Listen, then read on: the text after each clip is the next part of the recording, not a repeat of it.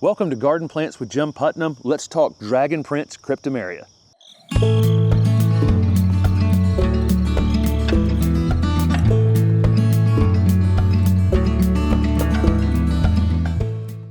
This is Cryptomeria japonica Dragon Prince, an incredibly compact growing Cryptomeria japonica. Cryptomeria japonicas come in all sizes, from plants that get 90 to 100 feet tall down to super compact, slow growing ones. I think Dragon Prince really fits a sweet spot in an ornamental landscape because there's a similar one called Globosa nana that is a little less compact than this one, a little looser form, a little faster growing, and it can end up reaching 6 or 7, 8 feet. I've seen them 8 feet tall, out in the world, and I think it's going to require a lot more maintenance over a long period of time than this one. This one has tighter leaf internodes, meaning the branching's just kind of closer together. It doesn't elongate a long way before it produces additional branches, and it keeps this really, really compact habit. It has kind of a lime green new growth on it, like other Cryptomeria, as it's flushing out during the spring, and then it settles into this really nice, rich green color in the landscape. Really low maintenance. Cryptomeria, although people in colder areas, and we'll talk about that, can grow them pretty effectively as well. This is one of the more heat tolerant groups of conifers, so those in the south can really enjoy Cryptomeria in the landscape. Another nice thing about Cryptomeria or Japanese cedars is they're fine textured, in some cases even soft textured. So you don't have to worry about them being, super, super prickly. Some junipers, if I was doing this, would kind of bite me back potentially. So that's another nice thing in the landscape, is you don't really have to worry about this one if you have to do any maintenance to it. It's no big deal. It's not going to be, sticking you as you're doing it. This one can be maintained 2 to 3 feet in height, 3 to 4 feet in width. None of these dwarf conifers read the labels, and they will continue to grow taller than that in time. But this is 4 years in the ground from a 3-gallon container. This was one of the original plants we planted in our landscape project. It's all on the HortTube with Jim Putnam YouTube channel, and it has never been pruned. It's got a little bit of an issue on the back here because we've let this vine get on it a couple times, but it's really just been a champion in the landscape. It's really zero maintenance to keep it this kind of full and compact all on its own. This is one of those plants that I probably will have to prune once every 3 years or something like that. No big deal. They're hardy in zone 6 to 9. So a wide ranging area that Cryptomeria japonica can grow in.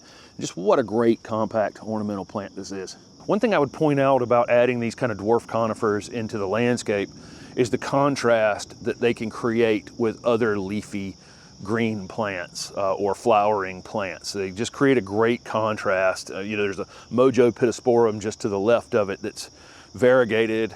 There's a grapevine behind it and a sage in front of it, and it just contrasts nicely with all of those different types of foliage and different types of foliage colors in the landscape. And then it's a stable thing. It stays the same pretty much year round, while all of these other things are changing around it. So uses in the landscape, it's great accent plant. Obviously you can group them in large masses, probably work really well on a slope, integrated into some sort of planting on a slope. Low hedge, so if you have a lot of new houses are done on slabs, so they need very low foundation plants. This is an absolutely perfect choice for that. Great in small, any kind of small space. And then, of course, in a container. We've had one, this is the one we have in the ground. We've actually had one in a container for 4 years as well. And it's just such a great container plant because it doesn't just grow out of the container immediately. You can use it in there year after year after year. Really adaptable to a variety of soils. I would avoid wet areas, and that's pretty much true with almost every conifer. Not quite. There are conifers that will grow in water, we know, but most of them are going to want kind of moist, well-drained conditions. So mound them up just a bit when you're planting them, if you're planting them in clay soil. But other than that, pretty easy. Acid to neutral soil is kind of ideal, and that slightly acid soil is going to keep that iron in there and keep that really rich green color going on it. Protect these from the winter winds if you're in zone 6. So say it's hardy in zone 6, but not a plant that you're going to want to use out on the edge of your property and have the wind blowing across it all winter long. It will get a little burn from that. Like other Cryptomeria japonicas, Dragon Prince is going to want to be in more sun than shade, for sure. They're again, hardy in zone 6 to 9. Down in zone 9, maybe a little afternoon shade would maybe be beneficial. Up in zone 6, at 7 and 8, more sun the better, because that's really what keeps them very full. They'll grow in some light shade, but all Cryptomeria will tend to stretch a bit like other conifers or other plants do as they go into more shade. But again, in zone 9, a little afternoon shade is probably a good idea. The rest of us, let's put it in the full sun, or more sun the better, to keep it more compact.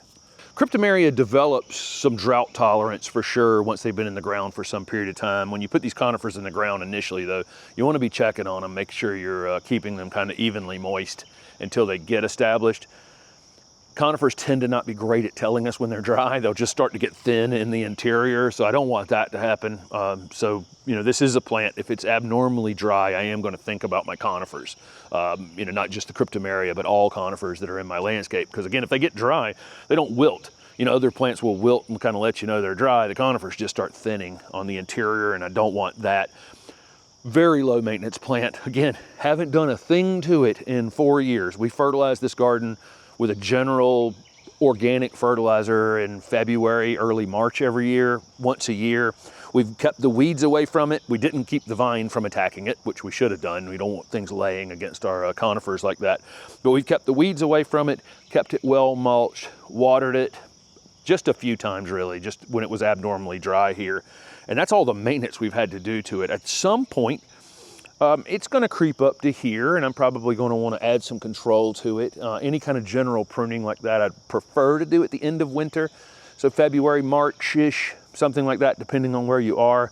You can do some pruning on it. You can do some fairly heavy pruning on it that time of year, and then just let it flush back out. I'd rather not be pruning on it constantly, so I'm going to go a little lower than I actually want to keep it, so that I can spend some time allowing it to grow rather than constantly constantly having to prune it.